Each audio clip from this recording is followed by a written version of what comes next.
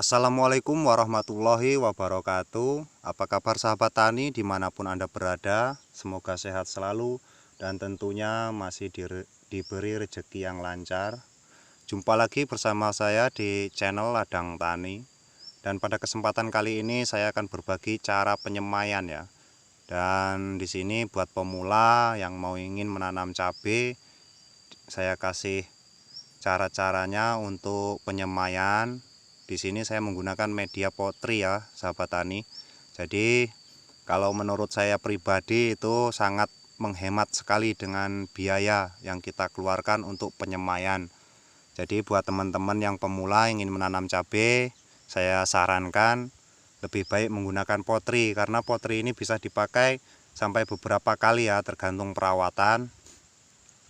Jadi kita bisa menghemat biaya hingga 50% untuk penyemaian ya sahabat tani. Dan untuk tanah yang saya gunakan seperti ini ya sahabat tani. Nah, ini yang belum saya isikan ke dalam potri, dan yang sudah seperti ini kemarin saya isikan di dalam potri ya. Jadi buat teman-teman, supaya kita itu menanam cabai itu lebih simpel, dari penyemaian sampai penanaman nanti itu tidak repot ya, tidak terlalu banyak memakan biaya. Nah, di sini sahabat tani tinggal mencari tanah yang gembur ataupun yang subur ya sahabat tani. Jadi tidak perlu diberi pupuk. Di sini hanya saya beri kapur dolomit ya. Ini agak putih ya, agak putih dan tanahnya agak kehitam-hitaman. Nah, ini cuma diberi kapur dolomit ya.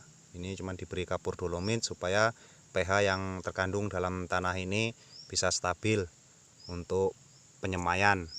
Jadi buat teman-teman, gimana sih caranya menyemai cabai supaya cepat tumbuh, cepat sehat, cepat subur ya. Karena biasanya di sini setiap saya melakukan penyemaian itu kurang lebih 25 hari itu udah siap tanam ya sahabat tani. Dari penaruhan bibit ke polybag sampai pindah tanam itu 25 hari itu ya. Jadi singkat waktunya ya, tidak sampai sebulan. Dan untuk cara-caranya tidak perlu dipadat ya sahabat tani. Ini yang baru saya isi tadi, ini tidak perlu dipadat ya. Ini tidak perlu dipadat seperti ini. Jadi cukup diisi-isikan saja. Nanti bisa padat dengan sendirinya karena kita siram tiap hari kan. Sebelum cabai tumbuh itu kan kita siram terus ya, supaya kelembapannya tetap terjaga. Dan untuk pengisiannya sangat mudah ya sahabat tani.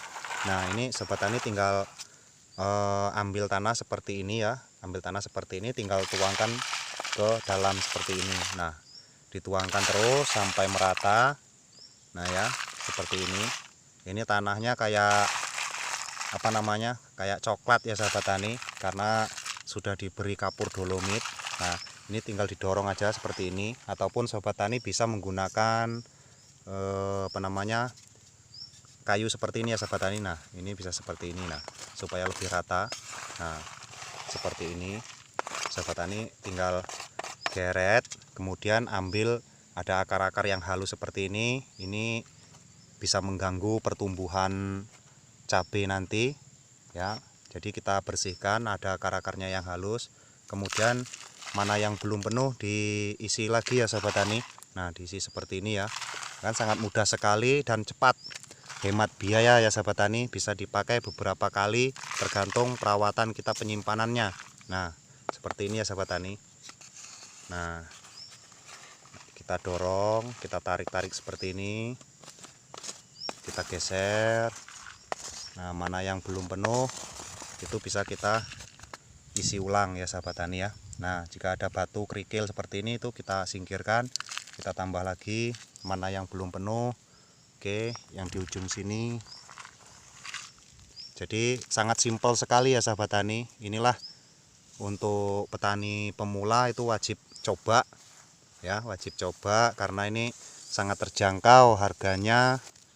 Di sini saya bukan promosi ya sahabat tani. Di sini saya cuman memberi saran buat teman-teman yang ingin menanam cabai, tidak perlu payah-payah. Nah, tidak sampai 1 menit itu sudah selesai ya sahabat tani, sudah selesai satu satu keping. Nah, satu keping ini 128 lobang ya, 128 lobang. Nah, 128 lobang untuk satu kepingnya.